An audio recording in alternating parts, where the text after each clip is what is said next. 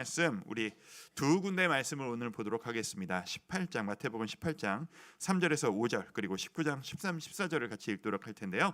우리 18장 3절부터 한 절씩 한번 교독하도록 하겠습니다. 3절 제가 먼저 읽습니다. 자, 이르시되 진실로 너희에게 이르노니 너희가 돌이켜 어린아이들과 같이 되지 아니하면 결단코 천국에 들어가지 못하리라. 그러므로 누구든지 이 어린아이와 같이 자기를 낮추는 사람이 천국에서 큰 자니라. 함께 읽습니다.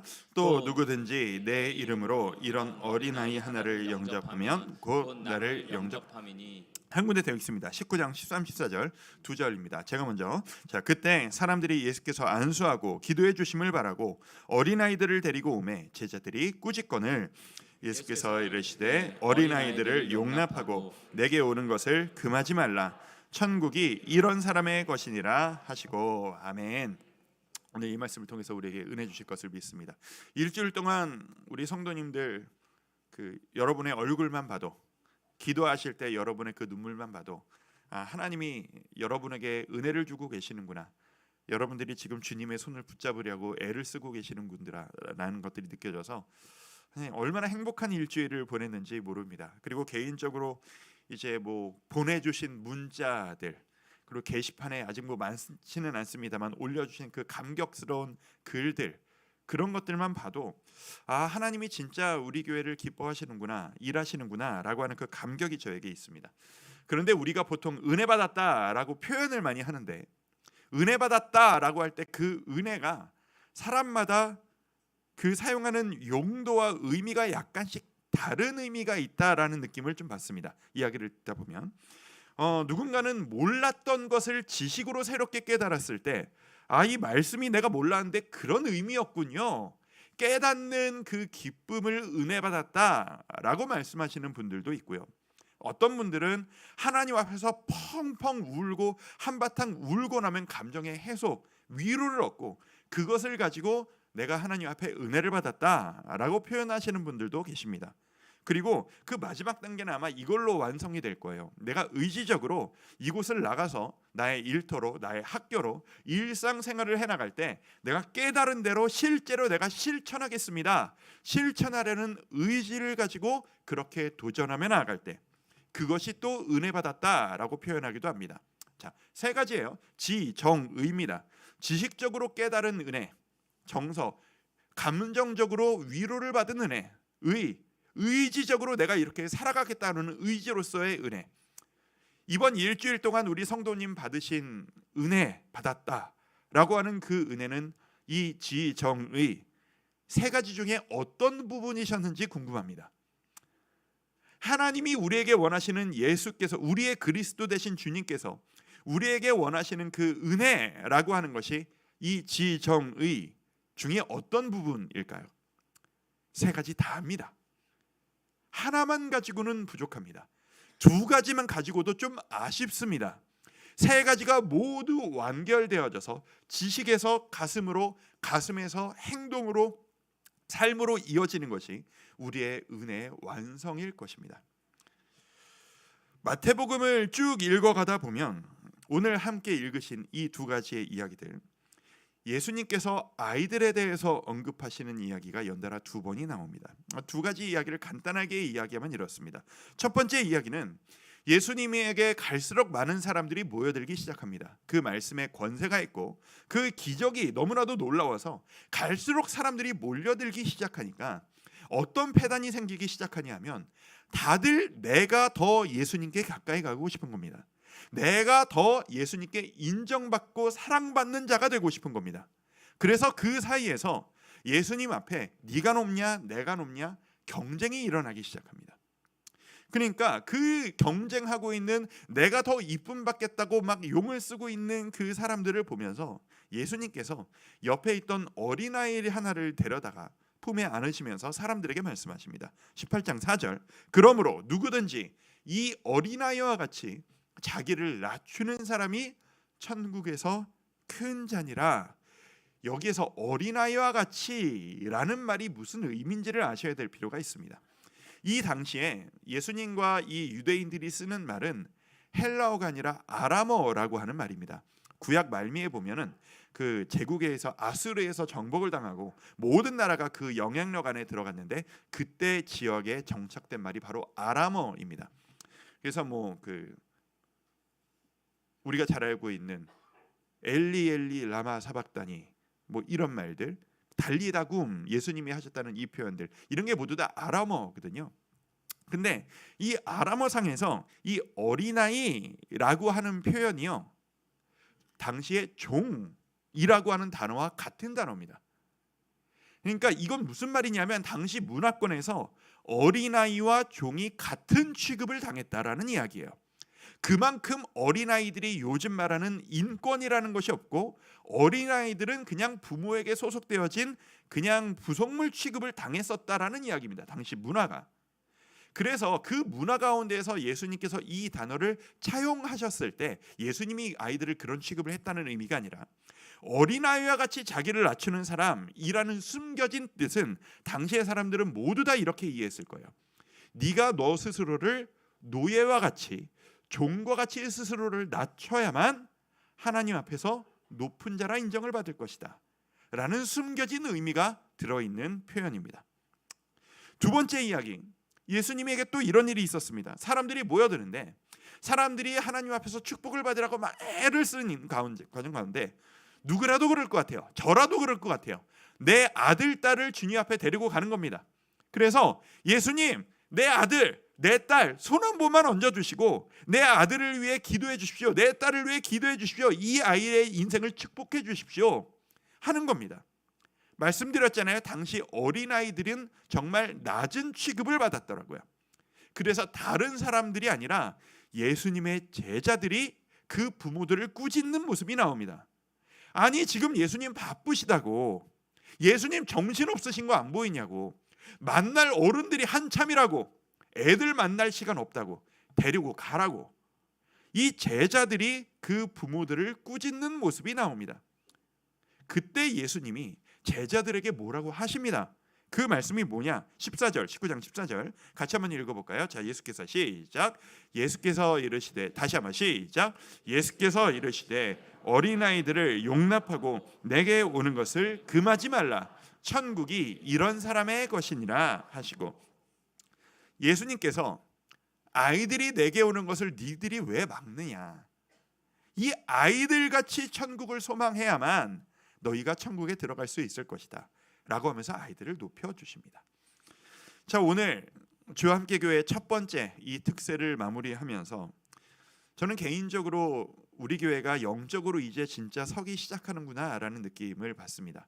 어저께 혼자 이 말씀을 준비하면서 주님 이제는 진짜 영적으로 섰군요, 이제 시작하는군요 라는 마음입니다.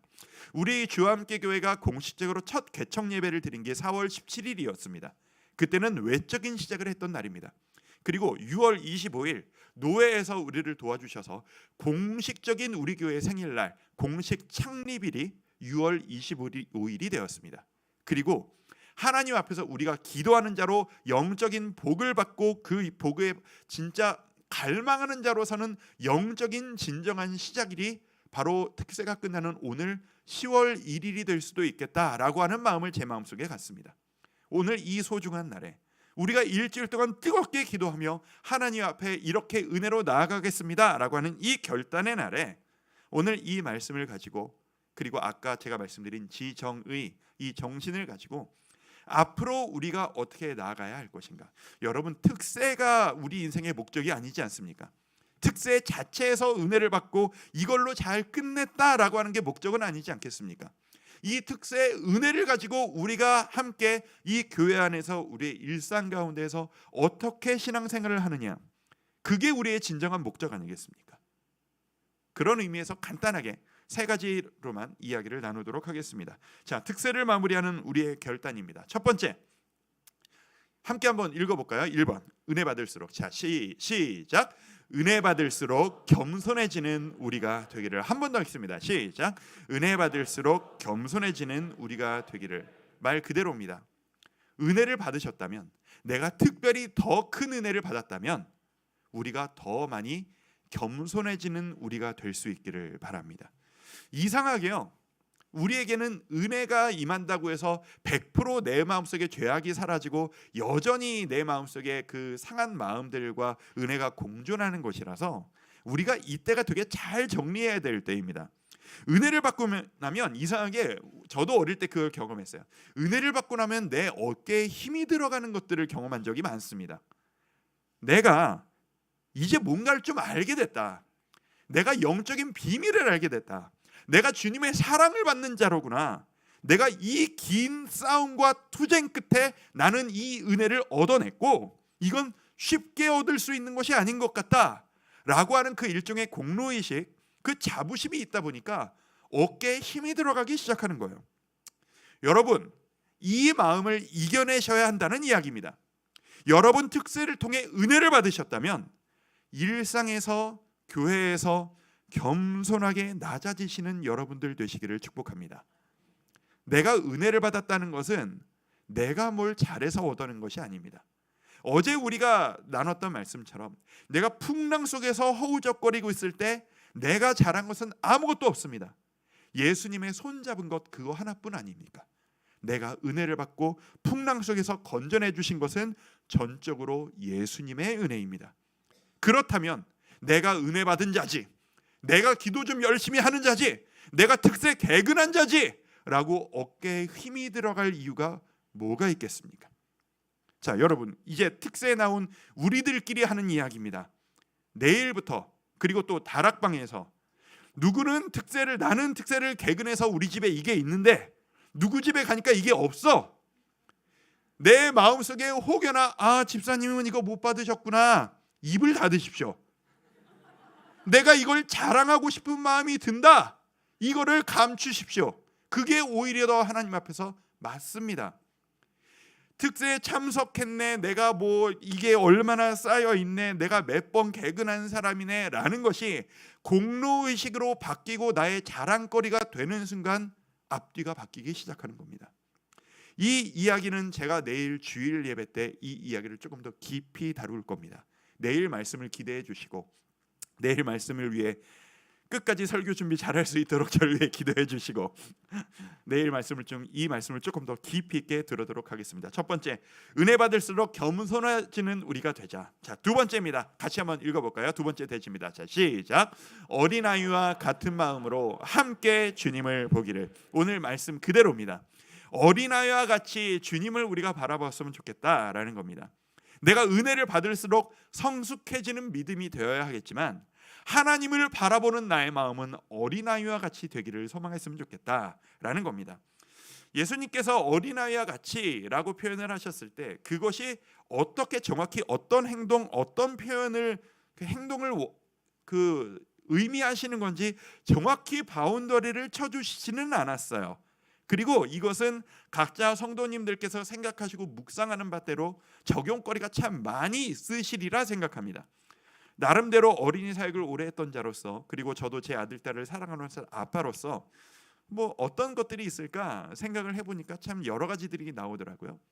제가 4가지로 한번 정리를 해봤어요. 자, 첫 번째, 어린아이는 아빠라고 표현하겠습니다. 어린아이는 아빠를 보면 좋아합니다. 자, 아빠를 보면 좋아하는 마음, 그리고 그것을 표현하는 마음, 이런 마음이 우리에게 있으면 좋겠다라는 겁니다. 제가 아들, 딸이 저희도 아이들도 와 있어서 조금 이런 얘기가 민망하긴 한데 제가 제 아들, 딸한테 퇴근할 때마다 요구했던 게 있어요. 아빠가 집문 열고 들어오면 아빠 하고 달려와서 폴짝 뛰어서 아빠한테 안겨라. 너희의 의무다 라고 제가 이렇게 명령을 했었거든요. 진짜로. 왜냐하면 그 순간에 제가 너무 기쁜 거예요. 내가 집에 왔구나. 내 아이가 나를 기뻐해 주는구나, 좋아해 주는구나. 그래서 진짜로 옛날에 제 아들이 집에 들어오면 와다다다다다 뛰어가지고 진짜로 와다다다 뛰어왔어요. 와다다다 점프해가지고 온몸에 푹 안겨서 아빠 했을 때 제가 하루의 모든 피로를 보상받는 느낌? 그게 있었거든요. 근데 이 아이가 크면서 우리 이 청소년들 같은 이 청소년이 되면서 한 5학년 때까지 했었나? 그랬어요. 그때부터 안 하기 시작했어요. 이건 아이가 성장하면서 너무 자연스러운 거잖아요. 이거는 아이가 나빠지는 게 아니고 아빠를 향한 마음이 없어지는 게 아니라 중학생이 돼서 아빠하고 안기면 이상한 거예요. 그건 자연스러운 거죠.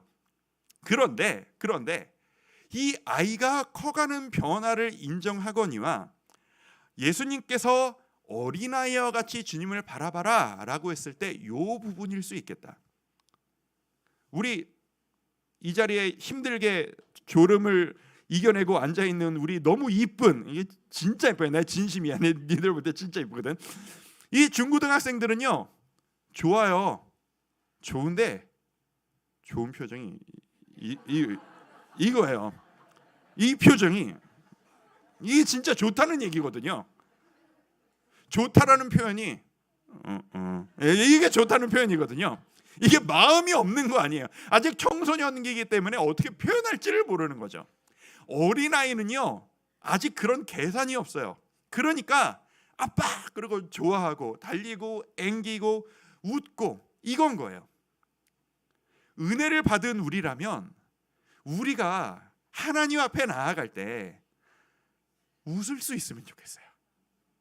내가 하나님 앞에 나아가는 마음이 내가 은혜를 받아야 돼. 주여 내가 죄인입니다. 내가 어떻게 좀 작정하고 비장하게 나아갑니다. 이것도 좋지만 진정으로 주님이 우리에게 바라시는 게 뭐냐면 아버지 생각하면 웃음이 나오고 너무 행복하고 주님 사랑합니다 라는 표현이 너무 자연스럽고 행복해할 수 있는 이 모습이 어린아이와 같은 그 모습이 아닐까. 두 번째, 말이 너무 길어지면 안 되는데 빨리빨리 하겠습니다. 두 번째, 어린아이는 아빠가 하자 이거 먹자 저기 가자 라고 하면 왜 그래야 되는데 를 묻지 않고 그래 하고 따라갑니다. 왜냐하면 아빠에 대한 전적 신뢰가 있기 때문입니다. 내가 아직 아는 게 없다라고 생각하기 때문입니다. 그래서 아빠 믿고 따라가면 맛있는 거 먹을 거야. 아빠 따라가면 좋은 데 가게 될 거야. 믿고 따라가는 것, 이게 어린아이의 마음입니다. 근데 이 아이들이 크면 미안해 니들이 잘못했다는 게 아니야. 크면 자기 생각이 생기니까 난 그거 말고 저거 하고 싶은데 이게 되잖아요. 아이들이 크고 있다는, 성장하고 있다는 의미거든요. 우리 적어도 하나님 앞에서 주님이 우리에게 말씀을 통해 뭐라고 명하실 때 그걸 가지고 왜 꼭 그래야 되죠? 라고 생각하기보다는 네 좋아요 주님 그렇게 할게요. 제 생각하고는 다른데 의미가 있으시겠죠. 뜻이 있으시겠죠. 가겠습니다. 기쁘게 따라갈 수 있는 우리가 될 수 있었으면 좋겠습니다. 어린아이와 같이 세 번째, 어린아이들은요 밝은 거 좋아합니다. 어두운 거 좋아하지 않습니다. 어린아이들 동료일수록 느리고 천천히 정서적인 노래 들어본 적 있으십니까? 애들 노래는 무조건 방방 뛰면서 춤추는 노래입니다. 모든 동료는 밝은 노래들입니다. 근데 이 아이들이 커서 청소년이 되고 나름의 슬픔을 경험하고 시련을 경험하고 그러면서 발라드를 듣기 시작합니다. 슬픈 노래를 시작합니다. 눈물을 흘리기 시작합니다. 그러면서 우리 부모님들 같이 어른이 되고 인생 고초 고난 겪고 시작하면 우리가 부르는 모든 노래가 느린 노래가 되고 모든 노래가 눈물의 노래가 됩니다. 여러분 찬양하실 때 좋아하시는 찬양, 가장 좋아하시는 찬양 뭐세요? 빠른 찬양이 내 인생의 찬양이다 하는 분 별로 없으실걸요. 다 일어나 걸어라 내가 새 힘을 주리니 이런 노래일 거예요. 인생이 힘들어서 그렇거든요. 어린아이와 같이 주님을 바라보라는 것, 밝음을 회복하는 것, 기쁨을 회복하라는 것, 정말 아름다운 그리스도인에게 어울리는 모습은요 비장한 모습이라기보단 밝고 행복한 모습입니다. 사람들에게 다가가는 모습입니다. 웃음이 있는 모습입니다. 내 마음 표현을 어려워하지 않는 모습입니다. 그런 우리가 될 수 있기를 소망합니다. 예배할 때마다 가족들과 함께 말다 은혜를 받을수록 밝은 표정으로 세상을 대하고 가족을 대하는 우리 모습이 될 수 있기를 소망합니다. 마지막 네 번째, 내 것을 주는 것을 아까워하지 않습니다. 우리 어린아이들은 어린아이일수록 그래요. 맛있는 거 먹고 있어요. 아빠 한 입만. 그러면 안 하고 어릴수록 그냥 줍니다. 왜냐하면 내가 먹는 것보다 먹고 아빠가 좋아하는 걸 좋아해요. 그게 아이의 마음이에요. 근데 좀만 아빠 좀만 하면은 주면은 그 아빠가 그걸 진짜로 다 뺏어 먹나요? 그 나쁜 아빠죠. 그냥 먹는 척하고 더 많은 걸 애한테 주죠. 이게 아빠의 마음이야. 어저께 제가 책상을 좀 정리하다가 귀한 봉투 하나를 발견했어요. 이 봉투인데 이게 뭐냐면 자꾸 우리 애들 동원시키네. 미안한데 이게 제 아들이 3살 땐가 4살 땐가 제 생일 때 준 선물이에요. 여기 종이 안에 보면 여기 이름은 가렸어. 자, 아빠 사랑해요 이렇게 삐뚤삐뚤 썼어요. 쓰고 여기 안에 뭐 들었냐면 1,100원. 이게 모르겠어. 어린 아이가 돈이 어디서 났는지 모르겠는데 분명히 알고 있기로 제 아들이 당시 가지고 있던 모든 전 재산이었을 거야. 이거를 저한테 준 거예요. 제가 이걸 아직도 그대로 가지고 있어요. 2,100원을 제가 어떻게 써요? 애가 제 아들이 이거 가지고 이거 주면은 내 돈이 없어지겠지? 그럼 내가 뭘 먹고 싶을 때 내가 뭘 못 사 먹겠지? 아 이거 아까운데 이걸 아빠한테 줘야 되나 말아야 되나? 이거 말고 딴 거 줄 거 없나? 이런 계산이 없었을 거라고요. 그냥 아빠를 기쁘게 해주고 싶은 거예요. 그냥 준 거예요. 그러니까 그 마음을 제가 이걸 받는 순간 너무 알겠는 거죠. 제가 그냥 있었을까요?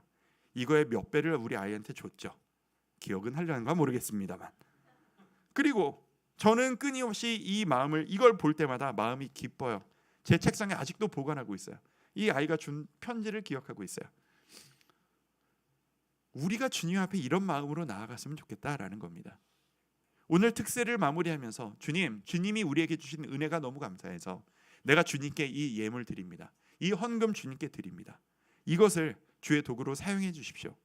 여러분이 드린 이 헌금이 바로 이 의미일 것입니다. 계산하지 않고 내가 이거 드리면 내가 어떻게 되고 계산하고 내가 더 많은 걸 받을 수 있을까? 이게 아니라 내가 받은 게 너무 감사해서 우리 하나님 아버지가 너무 좋아서 내가 조금이라도 더 주님께 드리고 싶은 마음. 이거보다 더 있으실 겁니다. 여러분 각자 어린아이와 같이 라는 표현을 들으셨을 때 여러분이 생각하시는 여러 가지 의미들이 있으실 겁니다. 우리 그렇게 주님을 바라볼 수 있었으면 좋겠습니다. 자, 3번째 당부입니다. 우리 교회가 앞으로 이런 교회가 됐으면 좋겠습니다. 그냥 제가 있습니다. 우리 자녀들이 행복할 수 있는 교회, 그런 교회가 될 수 있기를 바랍니다. 예수님께서는 어린아이들이 내게 오는 것을 금하지 말고 용납해라 라고 하셨습니다. 교회는 사실 그렇습니다. 모든 부모님들은 자녀를 위해 이사를 가고요. 자녀를 위해서 방을 마련하고요. 자녀를 위해서 모든 일들을 합니다. 교회도 그래야 한다고 생각합니다. 우리 교회는요, 우리의 다음 세대를 세우기 위해서 투자할 수 있는 교회가 되어야 하고 우리 자녀들을 위해서 기도할 수 있는 교회가 되었으면 좋겠습니다. 제 마음속에 진심으로 바라기를 우리 어린 아이들이 사방팔방 뭐 본당이고 뭐고 사무실이고 가리지 않고 막 뛰어다니면서 깔깔거리면서 뛰어다니는 교회가 되었으면 좋겠습니다. 우리 청소년 아이들이 그냥 어슬렁어슬렁 거리면서 아무데나 주저앉아서 컵라면에 물 부어 먹고 막 이러는 교회 되었으면 좋겠습니다. 우리 청년들, 너무나도 귀한 우리 청년들, 그냥 시도 때도 없이 갈 데 없으면 교회 찾아와서 막 뒤져가지고 먹을 거 만들어 먹고 차 마시고 하면서 이 안에서 짝 만나서 가정 이루고 아름다운 축복을 누리는 그런 우리 교회가 되었으면 좋겠습니다. 우리 다음 세대가 있는 교회에 희망이 있습니다. 여러분들이 이 자리에 앉아있는 우리 귀한 청년들, 우리 어린 아이들, 우리 유치부 아이들 참 얼마나 졸렸을까 일주일 동안. 학교에서 제대로 학교를 잘 다녔나 모르겠는데 일주일 동안 우리 아이들에게 하나님께서 복 주시기를 소망합니다. 우리 애보다 더 많은 복을 우리 아이들이 받아서 우리 교회가 나아가는 이 길이 미래가 있는 우리 교회가 될 수 있었으면 좋겠습니다. 우리 사역자들과 함께 우리 어린 아이들을 어떻게 더 신앙으로 양육할 수 있을 것인가 고민하고 노력하고 기도하도록 하겠습니다. 여러분들도 함께 해주시면 좋겠습니다. 자녀들을 위해서 기도해 주시고 주일학교의 교사로 함께 해주시고 봉사해 주시고 동참해 주실 때 우리 교회는 하나님이 기뻐하시는 든든한 교회가 될 수 있기를 소망합니다. 오늘 3가지 당부 들었습니다. 첫 번째, 은혜 받을수록 겸손해지는 우리가 되기를 바란다. 두 번째, 어린아이와 같은 마음으로 우리가 주님을 볼 수 있었으면 좋겠다. 세 번째, 우리 자녀들이 우리보다 더 행복할 수 있는 그런 우리 교회가 될 수 있기를 바랍니다. 하나님이 우리에게 일주일 동안 너무 큰 은혜를 주셨습니다. 기대가 됩니다. 이게 끝이 아니라 시작임을 믿기 때문입니다. 여러분의 인생 가운데 하나님은 도대체 어떤 일들을 행하시게 될까요? 우리 아이들을 통해서 하나님은 어떤 일들을 시작하실까요? 이번에 처음으로 은혜 받으셨다라고 하는 분들, 저한테 연락 주신 분들 계시거든요. 제가 몰랐는데 이번에 주님의 사랑을 처음 알았습니다. 제가 이번에 처음으로 주님을 나의 구주로 영접했습니다 라고 하는 성도님들 많이 계십니다. 그리고 내가 묵었던 신앙이 다시 한번 새롭게 일어서는 경험을 했습니다 라고 하셨던 그 모든 성도님들, 기대하셨으면 좋겠습니다. 이게 하이라이트가 아니라 이제 시작이에요. 더 큰 게 시작될 겁니다. 우리에게 더 큰 은혜를 누리는 하나님의 놀라운 일들이 시작될 겁니다. 그리고 성도 여러분, 여러분들에게 승리가 계속해서 이어지실 것이라 저는 믿습니다. 우리 이 기도의 은혜를 일상의 은혜로 이어갈 수 있기를 소망합니다. 우리가 일상에서 승리하고 특세에서만 승리하고 일상에서는 연약한 그런 인생이 아니라 하나님 안에서 받았던 은혜를 힘입어서 일상에서 승리하고 바벨론에서 다니엘과 같은 성취를 경험하는 아름다운 일상을 살아가는 우리 주와 함께 교회 성도 여러분들, 그런 삶들 되시기를 주의 이름으로 축복합니다. 우리 그런 마음으로 우리 아까 했던